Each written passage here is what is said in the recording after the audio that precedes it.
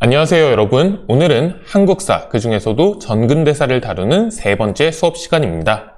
지난 시간에는 고구려, 백제, 신라 이 삼국이 고대 국가 체제를 완성하는 과정을 좀 살펴봤습니다. 초기의 연맹체 단계에서 왕권이 강해지면서 권력이 중앙으로 집중되는 이 과정에서 나타났던 다양한 중요 요소들을 살펴봤었는데요.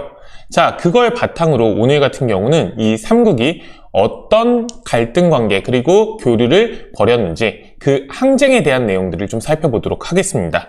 자, 오늘 같은 경우는 4세기부터 그 다음에 7세기까지의 대략 한 400여 년 정도의 이제 세월을 다루도록 할 건데요. 다행히도 어떻게 보면 이해하기 좀 쉽게 4세기는 백제, 5세기는 고구려, 그 다음에 6세기는 신라, 그 다음에 7세기 같은 경우는 여기 제목엔 나와 있지는 않지만 삼국 통일이라는 주제로 딱 구분 지어서 정리될 수 있어요. 자, 그러다 보니까 좀 많은 다양한 사건과 인물들이 등장하기는 하겠지만 각 세기별로 4세기, 5세기, 6세기, 7세기별로 삼국이 고구려, 백제, 신라가 어떤 관계를 서로 맺고 있었는지 여기에 좀 초점을 맞추시면요. 어렵고 복잡한 내용일지라도 체계적으로 정리하는데 상당히 큰 도움을 받을 수 있을 겁니다. 4세기, 5세기, 6세기, 백제, 고구려, 신라 이렇게 어떻게 보면 주인공이 변천을 하는 과정에서 각국 간의 관계가 어떻게 전개가 되는지에 초점을 맞춰주시면 되겠습니다. 자, 그럼 첫 번째로 4세기 백제가 전성기를 누렸던 시기에 대해서 살펴보도록 하죠.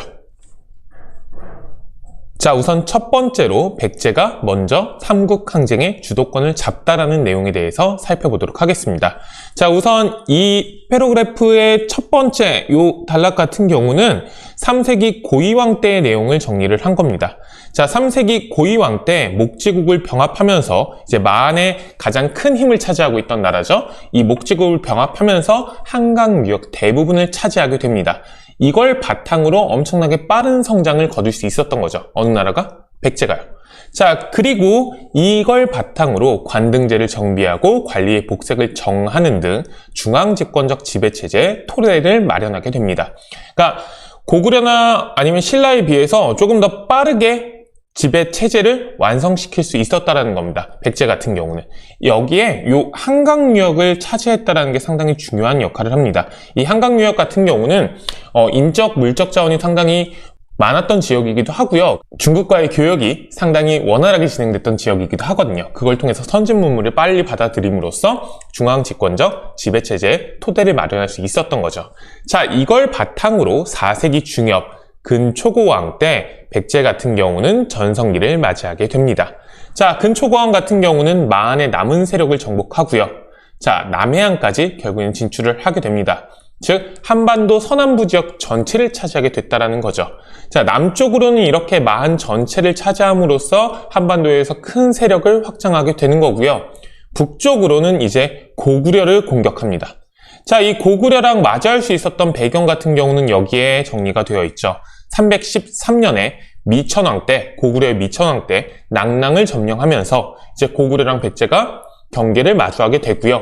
그 과정에서 고구려, 백제 간의 갈등이 커지는 상황에서 근초고왕이 고구려를 공격해서 황해도 일대를 차지하게 됩니다. 그만큼 한반도 내부에서 백제의 세력이 그리고 위상이 커졌다는 걸 보여주는 사건이겠죠. 자, 특히 이 고구려를 공격했을 때 평양성을 공격을 하거든요.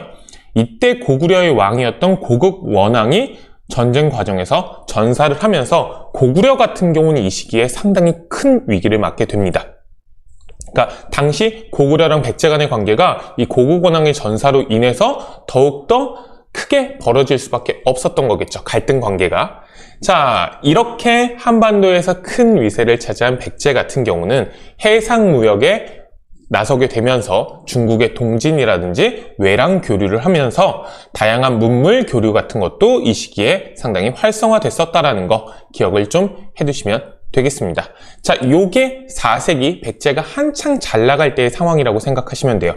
고구려와의 관계가 상당히 악화일로로 치닫는 순간이기도 하겠죠. 자, 이런 상황에서 4세기 고구려에서는 어떤 일이 있었느냐? 아까 얘기했다시피 근초고왕이 고국 원왕을 전사시키면서 고구려는 엄청난 위기를 맞이하게 됩니다. 고국 원왕 이후의 왕이었던 소수림 왕은 이런 국가 전체의 위기를 극복하기 위해서 체제 정비에 나서게 됩니다. 그러니까 당장에 어떻게 보면 선대왕의 복수를 할 수 있는 힘을 길러야 되는 거잖아요.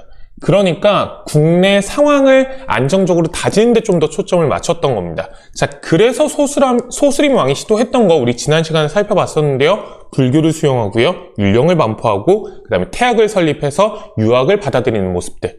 요걸 통해서 국가 체제를 정비를 하고 중앙 집권적인 통치 체제의 토대를 완전히 마련하게 되는 거죠. 이런 국내 정치의 안정적인 어떻게 보면 회복이 있었기 때문에 요 시기를 넘어서 5세기에는 고구려가 다시 한번 큰 성장을 거둘 수 있었던 거죠.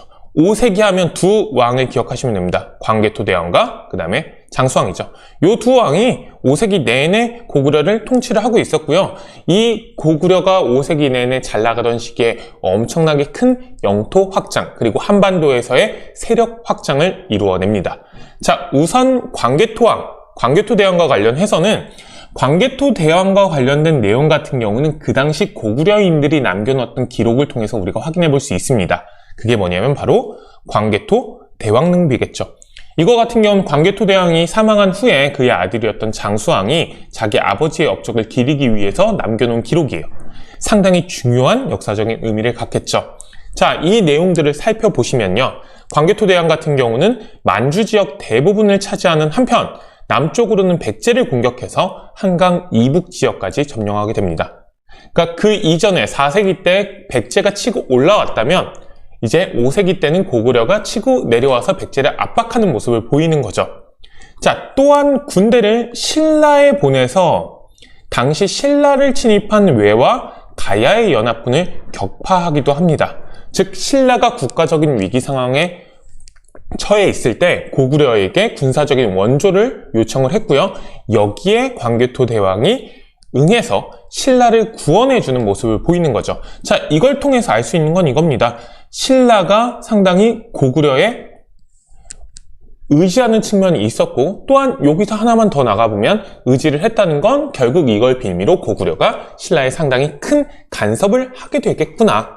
그럼 신라 입장에선 고구려의 도움을 받아서 국가의 위기를 극복하기는 했지만 그 이후에 하나의 과제가 생기는 거죠. 고구려의 간섭을 어떻게든 물리치는 거. 고구려의 개입을 어떻게든 물리치는 거. 내정 간섭을 물리치는 거. 요거에 이제 초점을 맞추고 신라 얘기는 조금 더 이따가 살펴보시면 되겠습니다. 자, 이렇게 광개토대왕 때 상당히 넓은 영토의 확장을 이루어내는데요. 이걸 이은 장수왕 같은 경우는 이런 넓은 영토를 훨씬 더 탄탄하게 다지는 역할을 했다고 생각하시면 됩니다.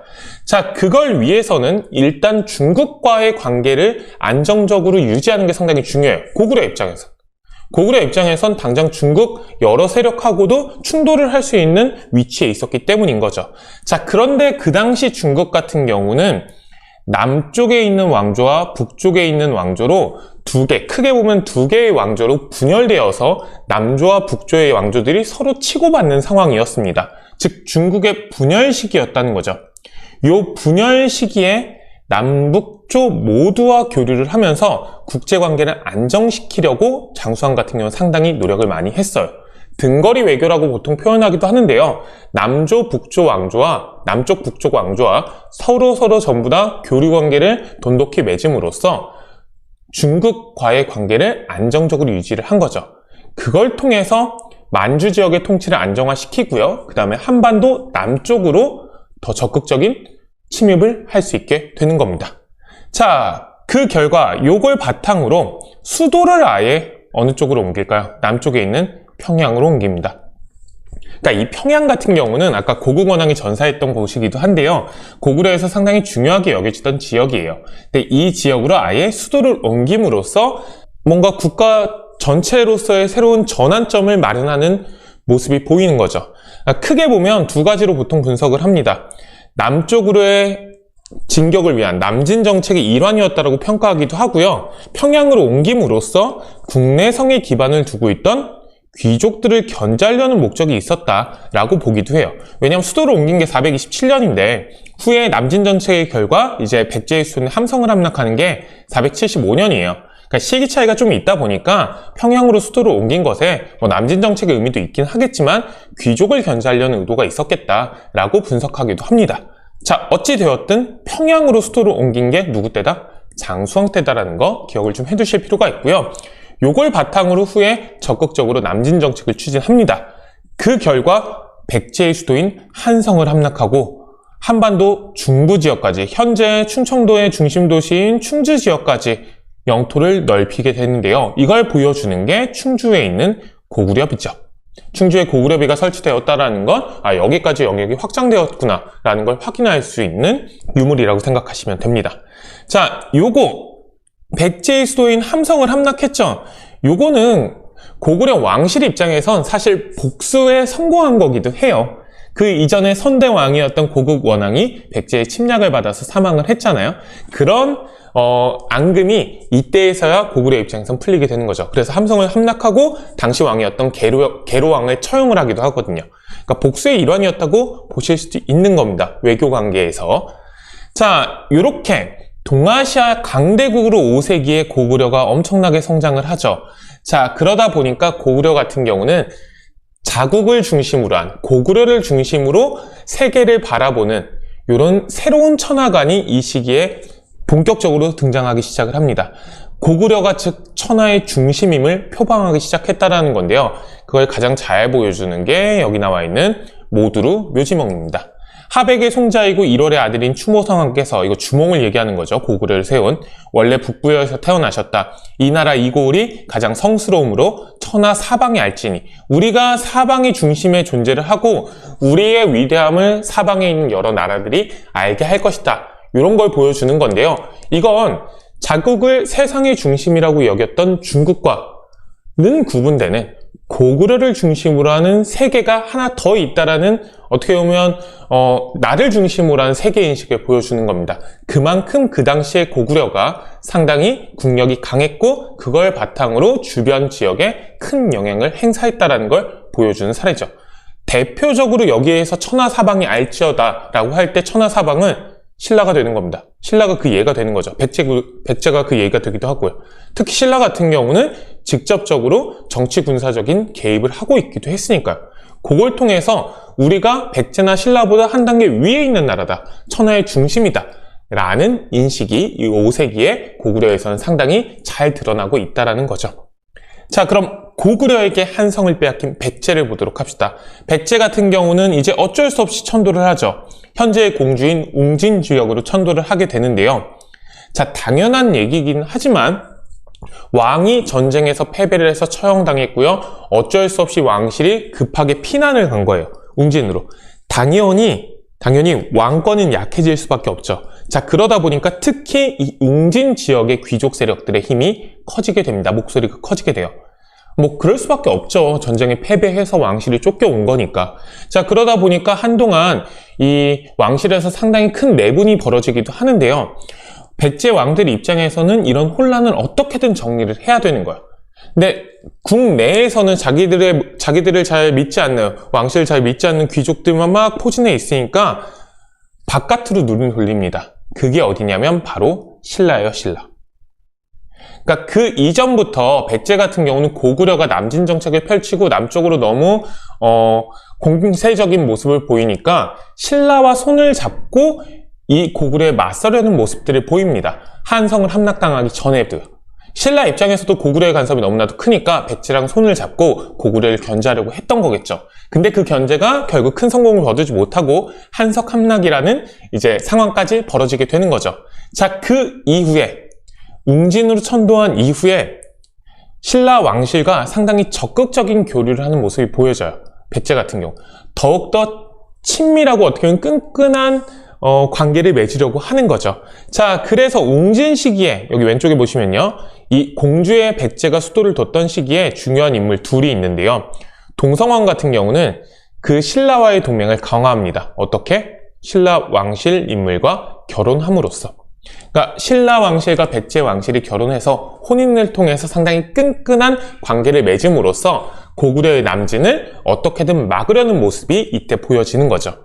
자, 그리고 무령왕 때 즈음이 되면 이 무령왕 같은 경우는 500년 아니면 501년에 즉위를 하거든요. 선생님 둘 중에 좀 연도가 헷갈리는데, 즉 6세기 초가 되면, 무령왕 때가 되면 귀족 세력은 어느 정도 제압을 하고 중국 남조와 교류를 하면서 문물을 적극적으로 수용을 하면서 이제 귀족 세력들을 좀 제압을 하면서 왕권을 강화시키려는 노력들을 하는데요. 대표적인 게 22담로라는 22개의 담로라는 특별행정구역을 세워서 여기에 왕족을 파견합니다. 지방에. 그래서 지방 통제력을 강화시키고 지방에 힘 있는 세력들을 억압하고 왕권을 강화하려는 노력들을 해나가게 되는 거죠.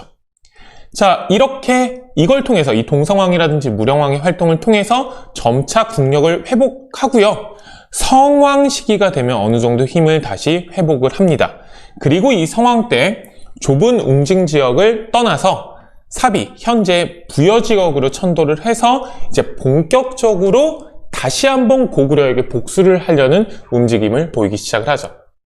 자, 고국 원왕이 죽었으니까 고구려 같은 경우는 백제가 원수가 되는 거죠. 백제 입장에선 함성을 함락하는 과정에서 계로왕이 죽었기 때문에 또 고구려가 원수가 되는 거예요. 그러니까 왕실 차원에서 이런 관계들이 또 맺어지는 것도 있는 거죠. 자, 그러다 보니까 성왕 입장에선 어떻게든 고구려를 몰아내고 한성 지역, 즉 한강 유역을 다시 찾는 거에 목표를 세우게 됩니다. 자, 그래서 신라랑 연합해서 고구려를 연합 공격하게 되는 거죠. 그때 신라의 왕이 진흥왕이에요. 좀 이따 살펴보게 되겠죠. 그걸 통해서 이 백제 신라 연합군이 한강 지역에서 고구려를 몰아내고요. 진흥왕, 신라는 한강 상류를, 그리고 백제는 한강 하류를 회복하기도 합니다. 즉 옛 도성을 찾게 되는 거죠. 자, 문제는 신라가, 즉 진흥왕이 금방 배신해서 한강 상류뿐만 아니라 한강 하류까지 차지를 하고요. 자, 이렇게 되니까 성왕 같은 경우는 이제 신라에게 그럼 배신당한 걸 갚아줘야겠죠. 자, 그래서 성왕이 직접 신라를 쳐들어가는 과정에, 이 전쟁 과정에서 관산성이라는 곳에서 이제 이 신라군을 맞이하다가 전사하는 사건이 벌어집니다. 누가? 성왕이요. 자, 이렇게 되면 이 성왕이 전사한 이후에는 당연히 백제 입장에서 이제 제1목표가 좀 변하는 거죠. 어디로? 신라로 변화하게 되는 겁니다. 자, 그러다 보니까 신라에게 또 한강 유역을 뺏긴 고구려도 있는 거죠. 즉, 이 진흥왕이 한강 유역을 차지한 이후에는 고구려랑 백제가 상당히 친밀한 모습을 보이기 시작을 합니다. 자, 그것과 관련해서 이제 6세기 내용을 살펴보시면 되겠죠. 자, 신라가 한강 유역을 차지한 6세기의 내용인데요. 자, 이 6세기에 3명의 중요한 왕이 등장을 합니다. 지증왕, 그리고 버풍왕, 진흥왕인데요. 자, 신라 같은 경우는 중앙집권 체제를 갖추는 게 다른 두 지역에 비해서 좀 늦었다라고 얘기를 했어요. 그걸 가장 잘 보여주는 게 요 신라 왕후 변천입니다. 신라 같은 경우는 왕이라는 호칭을 쓴 건 지금 우리가 살펴볼 6세기의 지증왕 때가 처음이었고요. 그 이전에는 거서관이나 차차웅, 이사금, 마립강 같은 전통적인 호칭을 썼다라고 이야기를 합니다. 특히 요 뇌물마립간, 뇌물왕이 등장하기 전까지는 박씨, 석씨, 김씨가 서로 왕위를 계속해서 교대로 차지하는 모습을 보였었죠. 그만큼 연맹체적인 특징이 컸던 신라인데요. 뇌물마립간 때, 뇌물왕 때 그나마 김씨가 왕위를 독차지를 하고 이때부터 중앙집권 체제를 조금씩 갖춰가기 시작을 하는 겁니다. 근데 이때 가해랑 외에 연합군의 침입을 받으면서 위기 상황에 처하니까 고구려의 도움을 받았죠. 그러다 보니까 고구려의 간섭이 이 당시에 상당히 심한 거예요. 그러니까 이렇게 중앙집권 체제를 갖춰가는 과정에서 고구려의 간섭도 배제시키는 게 상당히 중요한 목표가 되는 거겠죠. 그걸 위해서 신라가 손을 잡았던 게 백제입니다. 왜냐하면 고구려가 점점 더 남쪽으로 진격해 내려오는 모습을 보이니까. 요 상황이었던 거야. 아까 우리가 살펴본 게. 자, 그리고 6세기에 들어서면 이제 지증왕, 버풍왕, 진흥왕을 거치면서 영토 확장도 상당히 활발하게 진행을 하고요. 중앙집권 체제를 완전히 갖춰가기 시작을 하는 겁니다. 자, 그걸 보여주는 대표적인 사례가 6세기 초의 지증왕인데요. 나라 이름을 아예 신라로 확정을 하게 됩니다. 그리고 왕이라는 칭호를 사용함으로써 왕의 위상을 드높이게 되는 거겠죠. 자, 그리고 한 가지 우상국을 정복한 시기가 요때라는 거, 울릉도와 독도지요. 요건 좀 기억을 해주시면 되겠고요. 자, 뒤를 이어서 법흥왕 같은 경우는 율령을 반포하고 불교를 공인해서 중앙집권 체제를 완전히 확립하게 됩니다. 자, 그리고 이때 연호, 건원이라는 연호를 사용하게 되는데요. 이 연호 같은 경우는 밑에 설명이 나와 있습니다. 연호의 의미는 무엇일까요? 라고 되어 있는데요. 기본적으로는 특정 해의 이름을 붙이고 1년, 2년 순서대로 표기하는 연도를 세는 방식이에요. 자, 그런데 요거는 기본적으로 이 연호라는 건 뭐냐면 황제와 같이 특정 문화권의 대표를 자처하는 것인데요. 그러니까 우리가 우리 지역의 가장 대표적인 존재이다라는 걸 드높이는 방법이라고 생각하시면 돼요. 왕조 시대에는 핵심은 이겁니다. 우리가 다른 나라에 종속되지 않은 독자적인 세력이라는 걸 보여주는 겁니다. 특히 중국과 구분되는 우리가 별도의 세계의 지배자라는 걸 보여주는 대표적인 상징이라고 생각하시면 돼요. 이걸 누구 때 쓰기 시작했다? 법흥왕 때 쓰기 시작을 했다라는 겁니다. 그건 그만큼 신라가 우리는 이제 과거와는 확실히 다른 모습을 갖춘 나라야 라는 걸 드높인 거라고 생각하시면 되겠죠. 이 연호의 사용은 당연한 거기도 하지만 고구려에서도 있었습니다. 광개토대왕비에도 이제 연호가 표시가 되어 있는데요. 이 연호의 사용이 각국이 상당히 중앙집권 체제를 잘 갖추고 자기 체제가 어느 정도는 잘 갖춰졌다는 걸 드높이기 위한 방법이었다고 생각을 하시면 돼요. 연호를 사용했다는 거 알아두시고요. 그리고 이때 금관가야를 병합을 하게 됩니다. 자, 그리고 진흥왕 때에는 화랑도를 국가적인 조직으로 개편을 하고요. 백제와 연합하여 한강 상류를 차지한 후에 그 다음에 한강 하류까지 손에 넣었죠. 자, 그리고 이후에 이걸 계기로 백제가 고구려의 협력하에 신라를 엄청나게 맹공을 가하게 되는 겁니다. 자, 그리고 한편 이 시기에 또 대가야를 정복을 해서 가야 연맹이 완전히 이제는 끝이 나게 되고요. 함경도 지역까지 한때 진출해서 엄청난 영토 확장을 보이게 됩니다. 자, 요게 6세기 신라의 상황인데요. 자, 이렇게 진흥왕 때까지 잘 나가요. 근데 문제는 워낙에 영토가 확장되는 과정에서 백제와 고구려와의 관계가 안 좋아졌죠. 백제 고구려 관계는 상당히 친밀해지고요. 자, 그러다 보니까 중요한 거.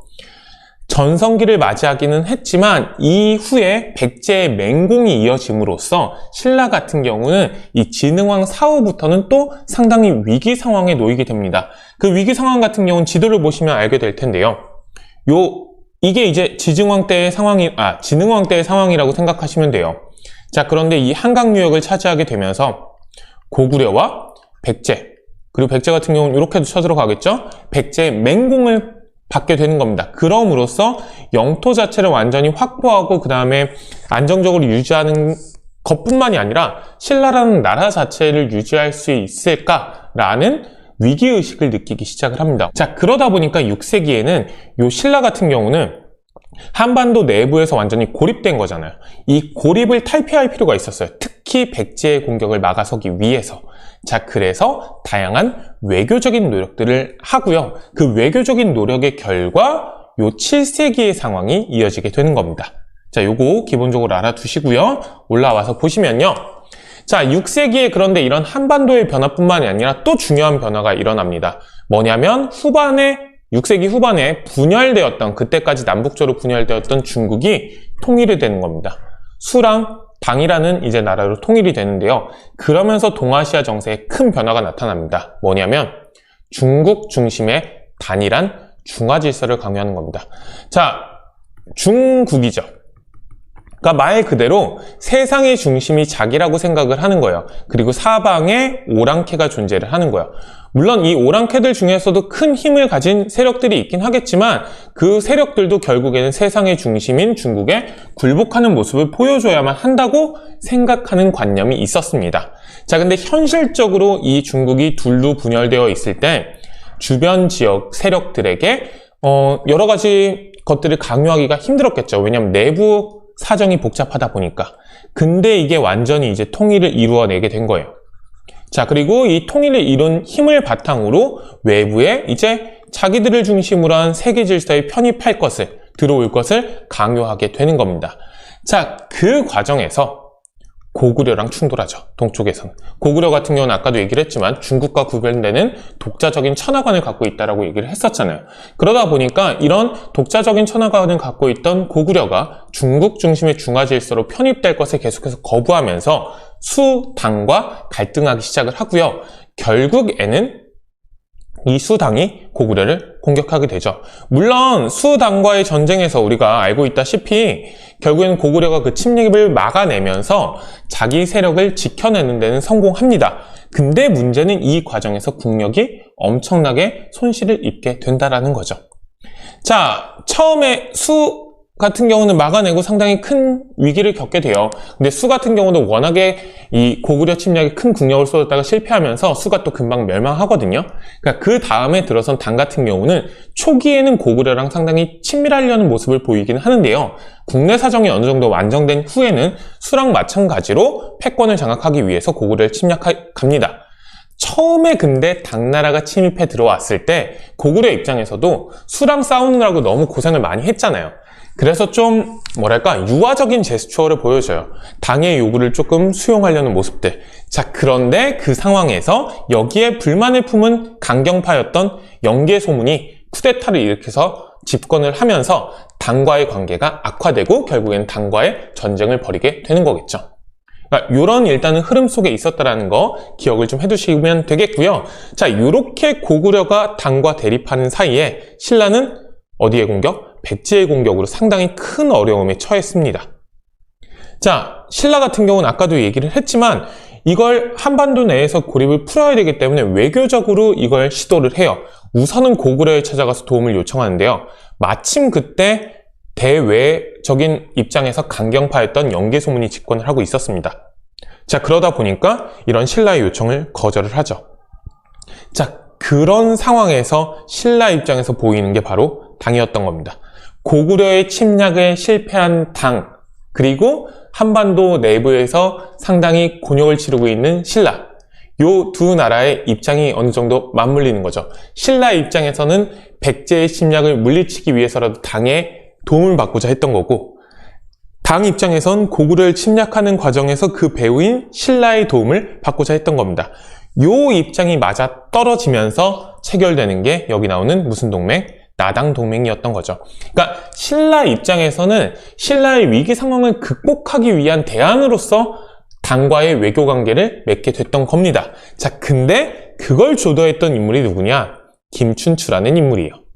김춘추라는 인물. 자, 이 김춘추 같은 경우는 신라의 전통적인 신분제도 속의 두 번째였던 진골 출신인데요. 이 진골 같은 경우는 왕족이기는 하지만 왕이 계승권을 가지고 있는 왕족은 아니었어요.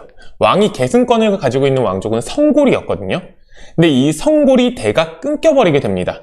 자, 그런 과정에서 그럼 이 성골이 아예 사라져버렸으니까 진골들 중에서 왕이 되어야겠죠. 그 진골들 중에 첫 번째로 왕이 된 게 바로 김춘추인데요. 이 김춘추가 최초의 진골 출신 왕이 될 수 있었던 가장 큰 배경은 뭐냐?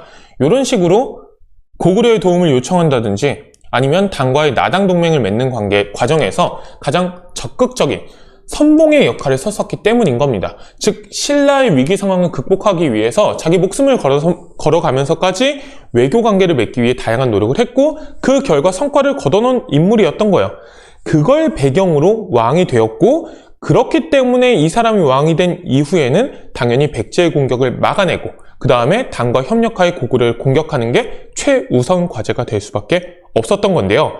자, 이 사람 원래 진골 출신이죠. 게다가 이 사람의 아버지가 원래는 왕이었는데 신하들에 의해서 쫓겨난 왕이에요. 그러다 보니까 사실 왕족이긴 하지만 이 사람 같은 경우는 그 정권 내에서는 상당히 어떻게 보면 아웃사이더였던 측면이 있어요. 그러다 보니까 외교적인 노력을 통해서 자기 위상을 키웠던 것도 있고요. 자, 그리고 또 하나의 아웃사이더가 있습니다. 그게 누구냐면 김유신입니다. 이 김유신 같은 경우는 원래 신라 출신이 아니라 법흥왕 때 멸망시킨 김해에 있는 금광가야 출신이에요. 근데 이 금광가야 출신의 인물들이 신라에 이제 편입이 돼서 다양한 활동들을 했던 건데요. 어찌되었든 금광가야 출신이기 때문에 이 사람도 아웃사이더일 수밖에 없어요. 군사적인 재능은 상당히 뛰어났지만 그러다 보니 이 둘이 아웃사이더라는 어떻게 보면 공통점 하에 연합을 맺고 하나의 정치적인 세력으로 성장하고 있었던 겁니다. 외교의 김춘추, 군사의 김유신이. 그리고 성골이 대가 끊겼을 때 이 둘이 연합파의 왕권을 이제 차지하게 되는 거죠.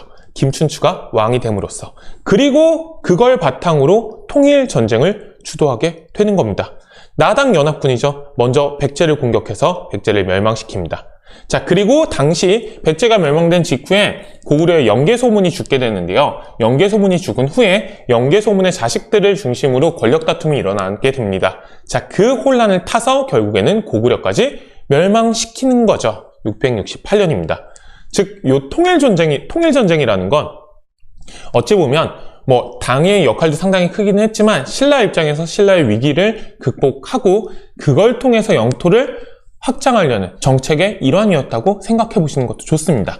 자, 문제는 당이 고구려와 옛 백제 땅에 웅진도독부라든지 안동도우부처럼 당이 변방 지역에 설치하는 지방행정기구를 설치해서 이 지역을 직접 지배하려는 모습을 보이는 겁니다. 게다가 신라에도 계림대도독부라는 걸 설치해서 신라왕을 이 도독부의 수장으로 임명을 해요. 이건 무슨 얘기냐? 야, 우리가 도와주긴 했는데 실제로는 우리가 이 지역 지배할 거야 라는 야욕을 보여주는 거죠. 자, 이에 신라 같은 경우는 고구려 부흥운동 세력과 연합하는 모습까지 보이면서 당과 전쟁을 벌이게 됩니다. 그리고 그 결과 매소성과 기벌포에서 당군을 물리침으로써 삼국 통일을 이루게 되는 거죠. 자, 이렇게 해서 우리가 4세기, 5세기, 6세기, 7세기에 이르는 삼국의 항쟁 과정을 살펴봤습니다. 자, 이제 마지막으로 우리가 지도를 통해 가지고 조금 더 구체적으로 살펴보도록 할 건데요. 지도를 통해서 구체적이라기보단 꼭 봐야 하는 부분들을 살펴볼 텐데요. 자, 4세기 백제의 성장 요런 모양새라는 거 꼭 기억을 해 두실 필요가 있습니다. 특히 이 평양 지역에서 고국 원왕이 사망을 함으로써 고구려랑 백제 관계가 상당히 험악해진다라는 거. 그리고 그거의 복수를 성공한 게 바로 장수왕인 거죠. 자, 그리고 이렇게 고구려가 계속해서 남진 정책을 펼치는 모습을 보이니까 백제랑 신라가 동맹을 맺고 고구려에 맞서는 모습을 보였었는데요. 백제가 이제 한성을 잃고 웅진으로 이주한 이후에는 백제 신라 관계가 훨씬 더 돈독해져서 결혼 동맹을 맺기까지에 이른다라는 것도 얘기를 해보시면 되겠고요. 자, 6세기 신라 영토가 확장되는 과정 같은 경우 아까 중요한 얘기를 했습니다. 백제와 신라 관계가 상당히 급전환을 이루게 되는 과정들, 그런 것들 좀 살펴보실 필요가 있고요. 자, 7세기 이제 삼국 통일한 이후의 상황인 거죠. 근데 백제랑 고구려가 멸망한 이후에 그 지역에 남아있던 백제, 고구려 사람들이 부흥운동을 펼치기도 했었다는 거, 요거까지 좀 기억을 해두시면 될 텐데요. 자, 이렇게 해서 결국에는 신라가 당과 약속했던 지역을 차지하게 됩니다. 당을 몰아냄으로써 평양에서부터 원산만에 이르는 지역까지. 자, 그리고 여기 옛 고구려 땅에 남아있던 유민들, 남아있는 사람들을 유민이라고 하거든요. 요 유민들이 결국에는 다시 고구려를 재건하게 되죠. 그게 어딜까요? 바로 발해입니다. 자, 그럼으로써 북쪽에 이제 고구려의 계승국가인 발해, 그리고 남쪽에 통일신라가 있는 무슨 시대가 이제 시작되는 걸까요? 남북국 시대가 이제 7세기 후반부터 시작이 되는 겁니다. 자, 요 7세기 후반의 남북국 시대부터는 우리 다음 주에 학교에 와서 수업을 진행해 보도록 하겠습니다. 자, 오늘 되게 복잡한 내용들이 많긴 한데요. 아까도 계속해서 얘기를 하기는 했지만 핵심은 이겁니다. 4세기, 5세기, 6세기, 7세기의 주요 사건들과 이 주요 사건으로 인해 벌어진 삼국 관계의 변화, 요거에 초점을 맞추시면 각 상황을 구분하실 수 있을 거예요. 그리고 중요한 거, 지도 꼭 보시라는 거. 지도를 보시면 그때의 상황을 조금 파악해 볼 수 있는 힌트를 얻으실 수 있을 거니까요. 자, 긴 수업 듣느라 고생했고요. 오늘 수업은 여기까지입니다.